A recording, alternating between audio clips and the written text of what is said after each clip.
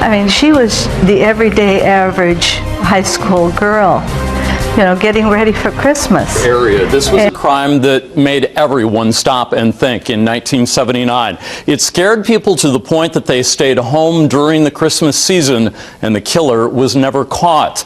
A teenage girl fought back against her killer so fiercely that she unknowingly drew his blood. Blood that would sit silent in an evidence bag for nearly 4 decades before science finally made it speak. She was stabbed 29 times, but she fought, and in fighting, she cut him. Her killer didn't know it. The police didn't know it. For 39 years, nobody did. And on the exact day she was killed, 39 years later, to the date, police knocked on a man's door. He had a business, family, a life that looked completely ordinary. He had no idea that a teenage girl he thought he'd silenced in 1979 had already given investigators everything they needed to find him. It was 6 days before Christmas. The mall was crowded, the parking lot was lit, and the whole world felt normal. She had a layaway pickup to finish. A winter coat. She'd saved the cash herself. 18 years old, dressed neatly, back from a school choir banquet. Michelle Martinko had every reason to feel safe that night. The Westdale Mall in Cedar Rapids, Iowa, had only been open 2 months. It was bright. It was new.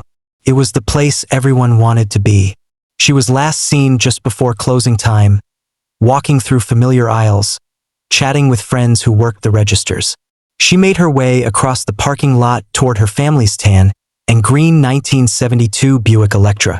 She never made it home. And what police would find inside that car the following morning would shake even the most seasoned officers to their core. Not just because of the violence, but because of how completely silent the killer had managed to be. No witnesses, no fingerprints, no motive that made any sense. What they didn't know, what no one would know for decades, was that Michelle hadn't gone down without a fight. And that fight had left something behind. Something the killer couldn't take back. Michelle Martinko was a senior at Cedar Rapids Kennedy High School in December of 1979. By every account, she was the kind of person who made a room feel warmer just by being in it. She sang in the concert choir. She was thoughtful, composed, and known for the kind of quiet confidence that takes years to build. She had built it the hard way. Earlier in her teenage years, she'd worn a back brace to correct scoliosis. For a girl at that age, that kind of physical difference can be isolating. But by her senior year, that chapter was closed. She had come through it. She was looking ahead to graduation, to whatever came next. December 19th, 1979, began like most Wednesdays. The school choir held its annual banquet at a local hotel that evening. A formal celebration for the students and their families. Michelle attended, dressed up as always, relaxed and happy. After the banquet broke up, a group of the students decided to head to the mall. Westdale was only 2 months old at that point, and for Cedar Rapids teenagers, it was the spot. Michelle had a practical reason to go. She had cash with her, earmarked for the final payment on a winter coat she had on layaway. She asked a friend to come along. The friend couldn't make it, so Michelle went alone. Inside the mall, she moved easily. She greeted people she knew. She browsed. She did what an 18-year-old does at a mall 2 weeks before Christmas. Nothing about her behavior suggested fear. Nothing suggested she was being watched. But she had told someone, weeks earlier, that she felt like she was being followed. Just before closing time, she walked toward the exit, toward the northeast corner of the parking lot, toward the old Buick. After that, silence. The attack happened inside the car. There was no trail of blood outside. No signs of a chase. No witnesses who heard screaming in a parking lot that, by then, was nearly empty. Whatever happened, it happened fast, and it happened entirely within that front seat. Michelle Martinko was stabbed 29 times. Her face, her neck, her chest. The medical examiner would later note that her hands bore defensive wounds. Deep, ragged cuts consistent with someone grabbing at a blade with bare hands. She had not accepted what was happening. She had fought, physically and desperately, against someone who was trying to end her life. She was found at approximately 4 o'clock in the morning on December 20th, collapsed across the passenger seat. Her purse was still there. The cash was still inside. The items she had purchased were in the back seat. She had not been sexually assaulted. Nothing had been taken. The sheer number of wounds, the controlled location of the attack, the absence of any apparent robbery, it all pointed to something far more disturbing than a random mugging. This felt personal, intimate, rage-driven. But investigators had almost nothing to work with. No fingerprints anywhere in the car. The absence of prints, combined with the precision of the attack, led police to believe the killer had worn gloves. He had planned this, or at minimum, he had been careful. What he hadn't planned for, what investigators wouldn't fully understand for another 40 years, was that the defensive wounds on Michel's hands had drawn his blood. He had bled inside that car. And somewhere in the chaos of the crime scene, that blood had been deposited on the gear shift. For years, that detail meant nothing. News of the murder hit Cedar Rapids like a hammer. A girl, killed in a parking lot 6 days before Christmas, in the city's newest and most popular mall. Parents pulled their children closer. Teenagers who had walked those same aisles the same night felt suddenly exposed. Police launched a full investigation under enormous public pressure. The problem was there was almost nothing to investigate with. In 1979, DNA analysis didn't exist as a forensic tool. Blood typing existed, but it was crude, useful for eliminating suspects, not identifying them. What police had was a crime scene drenched in violence and completely absent of traditional evidence. They did what investigators do in situations like that.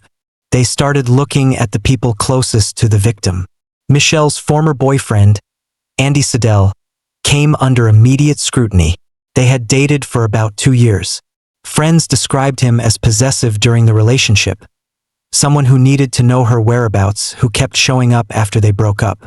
To investigators and to a frightened community, that profile looked suspicious. He was brought in and questioned. He provided an alibi. He said he had been home that evening, and his mother confirmed it. But a parent's word, to a community desperate for answers, didn't feel like enough. Suspicion stuck to him like a second skin. Another former boyfriend, Mike Haverlick, was at college hundreds of miles away when the murder occurred. He was still interviewed. He was still shown crime scene photographs. Still pressed until investigators were satisfied. He was cleared, but the experience marked him. Years later, he would say that in some way, everyone who had loved Michel became a casualty of that night. Detectives worked through hundreds of interviews. Mall employees, choir friends, classmates, people who had simply been in the parking lot that evening. A composite sketch was released in 1980, built from witness descriptions obtained under hypnosis. A practice that reflected the desperation investigators felt more than any confidence in its accuracy. The sketch depicted a young white male with curly, dark hair. Hundreds of tips came in. None of them led anywhere. A man who had committed a violent knife-point assault in the Cedar Rapids area around the same period became a serious suspect. There were similarities. For a time, investigators believed they might be on the right path. They were not. But investigators didn't know that the answer to everything was already sitting in the evidence locker. Collected, tagged, and stored alongside everything else from that car, a sample of blood from the gear shift. Blood that didn't belong to Michel. It had been noted. It had even been sent for basic analysis at some point. The results came back. They were filed away. And then they were forgotten. By the early 1980s, the investigation had slowed to almost nothing. Every promising lead had collapsed. Every suspect had either alibied out or failed to produce any physical connection to the crime. The composite sketch had generated noise but no resolution. Investigators rotated off the case. New crimes demanded attention. New victims needed resources. Michelle Martinko's file grew thicker, but not clearer. Her parents, Albert and Janet Martinko, watched this happen. They watched the years pass. They filed a civil lawsuit against the owners of the Westdale Mall, arguing that inadequate security had contributed to their daughter's death. The case went to court. They lost. Another door closing quietly. The community kept remembering. Every December, local news stations would run segments on the anniversary. Michel's school photo would reappear on television screens. The phrase "still unsolved" would be spoken again. and every year it would fade again. Janet Martinko died in 1998. Albert had died 3 years before that, in 1995. Neither of them ever knew what had happened to their daughter. Not fully. Not with certainty. That is perhaps the most quietly devastating fact of this entire case. The man responsible for their daughter's murder was alive. He was free. He was living somewhere in Iowa, completely untouched by the investigation that had consumed their family for 16 years. And he would remain untouched for another 23 years after that. At some point in the years after Michelle's murder, a woman came forward with something she had seen on the night of December 19, 1979. She had been driving past the Westdale Mall in the early morning hours. She explained she was checking the parking lot for her daughter's car. Her daughter worked at the mall and had experienced car trouble before. What she saw, 2 vehicles in the lot, one of them the Buick, and a man standing near the open driver's side door. She had assumed the information had been passed to police through the appropriate channels. It had not. By the time detectives learned of her account, the lead was cold. She couldn't give them enough to work with. Another near miss buried in the file. But investigators didn't know, no one knew, that the real clue wasn't a witness at all. It was physical, biological, preserved by accident and overlooked entirely. The blood on the gear shift. It had been collected in the original evidence sweep. Sent for analysis at some point with results that amounted to a blood type and very little else. By the standards of 1979, that was nearly useless. But the sample itself had survived. Decades would pass. Forensic science would quietly transform around it. And when a new investigator eventually reopened the file and read back through the documentation, they would notice that reference. A blood sample from the gear shift, male, mixed with the victim's, and they would ask a question that should have been asked years earlier. Has anyone actually done anything with this? The answer was no. That question changed everything. When the case was reopened for serious review, investigators sent the gear shift blood and samples from Michelle's clothing to a modern forensic lab. The technology that came back with results bore almost no resemblance to what had existed in 1979. Full DNA profiling, statistical analysis, the ability to isolate a genetic signature from a decades-old stain with extraordinary precision.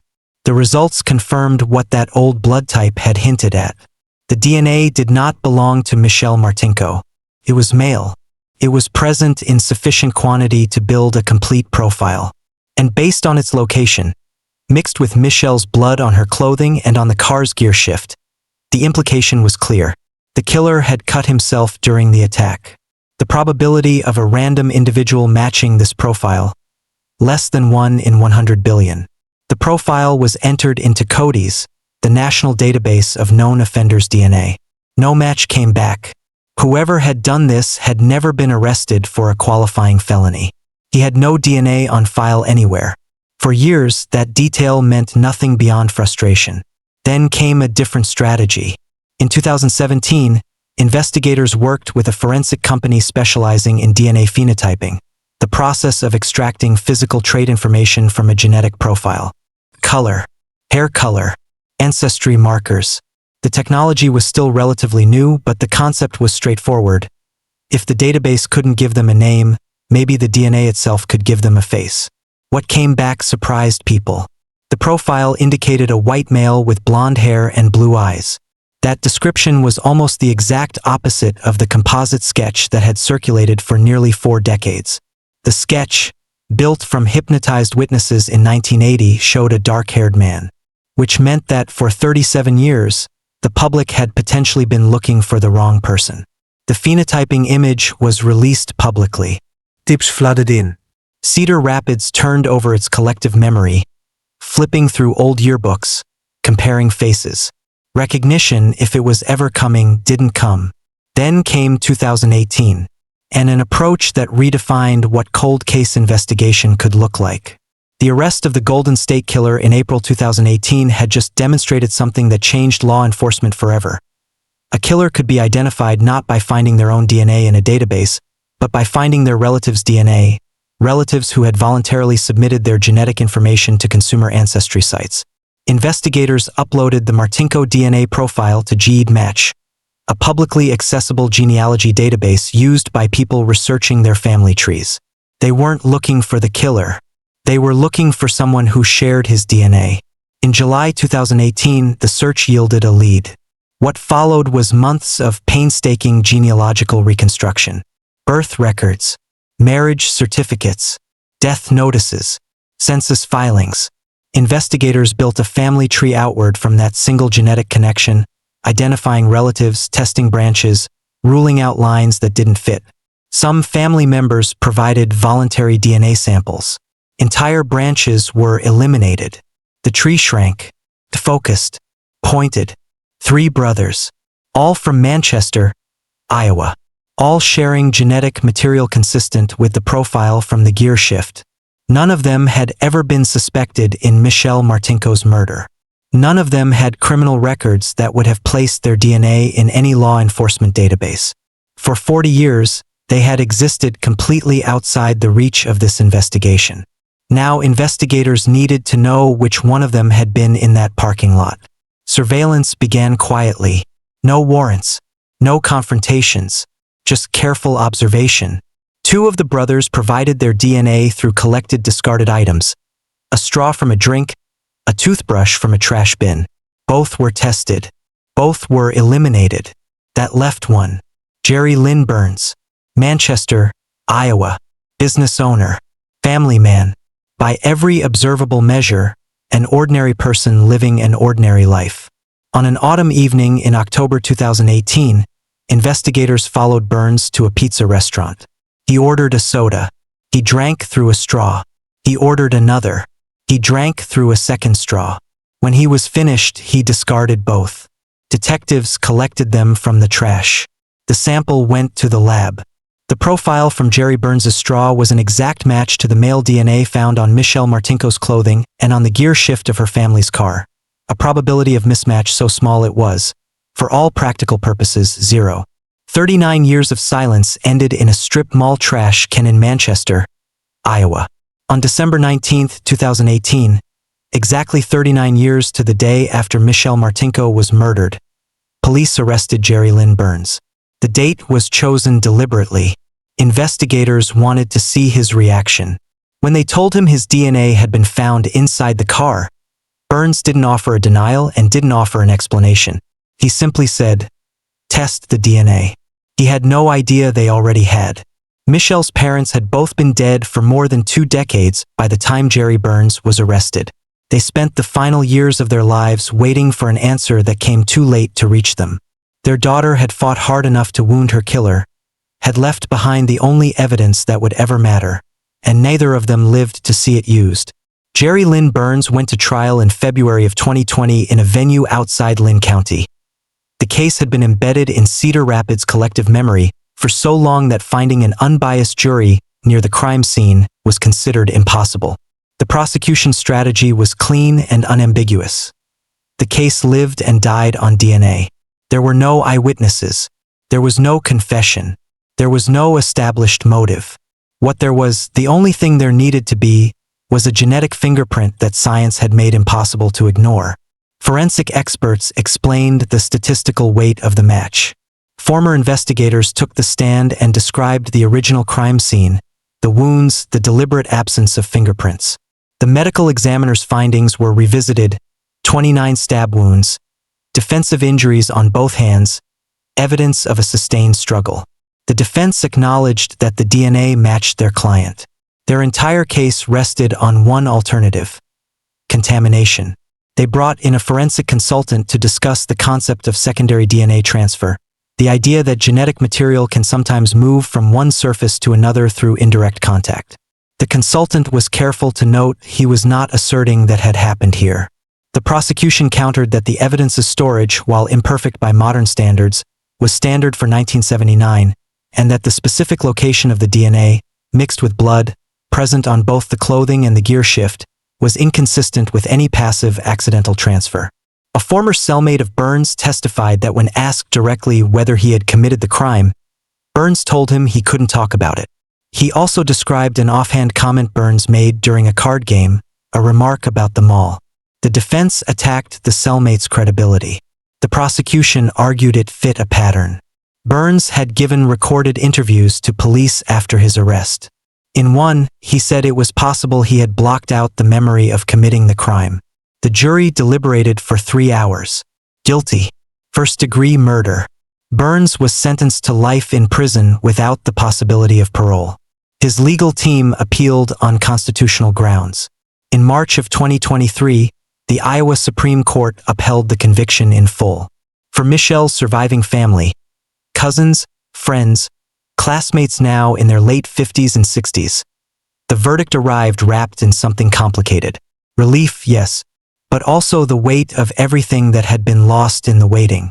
For the investigators who had carried this case for years, and for the one who reopened it and asked the right question at the right time, the conviction was a kind of proof. Not just that science could close cold cases, but that persistence has a compounding value, that the work done in 1979 and 1980 and 1993 and 2004 had all been part of something that eventually added up. Here is what we know about Jerry Lynn Burns. He had no known connection to Michelle Martinko before that night.